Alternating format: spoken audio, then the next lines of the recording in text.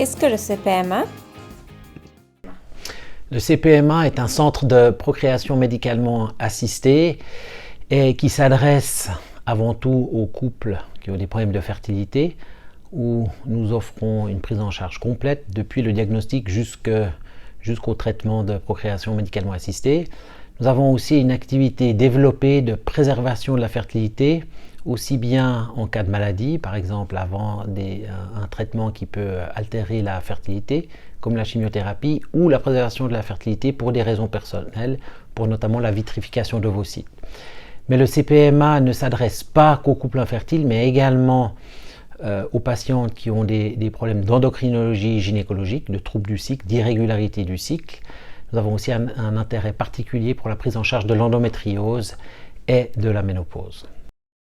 Quelles sont les valeurs du CPMA?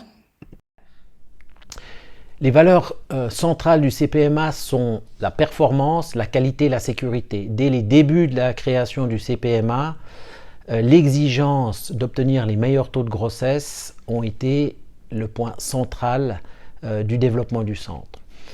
À cela, évidemment, s'ajoute une obligation de sécurité, tout mettre en œuvre pour offrir des traitements les plus sécurs possibles, et notamment avec des systèmes électroniques de suivi des embryons et des gamètes.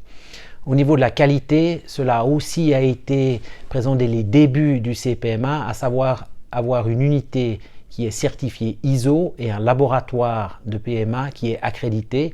Et il s'agit d'un des rares centres de PMA en Suisse qui a non seulement une certification pour l'unité de PMA et une accréditation pour son laboratoire. Le CPMA est un centre privé. Qui peut consulter? Le CPMA s'adresse à toutes et à tous. La prise en charge est la même que dans une structure publique, et notamment en termes de remboursement, de facturation. Il n'y a aucune différence entre un centre privé de PMA et un centre public de PMA. Traitement en Suisse ou traitement à l'étranger? Que choisir? Je pense que l'aspect fondamental lorsque l'on effectue un traitement de PMA, c'est de le faire dans un cocon familier. C'est ce qu'on essaye d'offrir au CPMA. Le fait de faire un traitement à l'étranger dans un pays où on ne maîtrise pas forcément la langue, où on ne connaît pas forcément la structure hospitalière, rend un traitement déjà stressant encore plus. Donc je pense que l'aspect accompagnement et l'aspect prise en charge individualisée est fondamental. Ensuite, par rapport aux aspects techniques, à l'heure actuelle, l'offre technique est la même en Suisse que dans les pays avoisinants, mis à part le don d'ovocytes qui va néanmoins être autorisé dans les années à venir. Et ensuite, l'aspect financier, le coût qui évidemment est important, sachant que les traitements de fécondation in vitro ne sont pas remboursés en Suisse.